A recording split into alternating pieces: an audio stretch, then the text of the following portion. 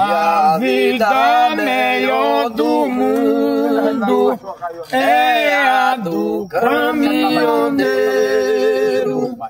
Conhece todo o Brasil, São Paulo e Rio de Janeiro. Se não acontece nada, chega em casa com dinheiro. Viaja no mundo inteiro num bonito caminhão. Se vê uma mulher bonita, ele passa a contramão. Dá uma parada na frente, lhe chama logo a atenção.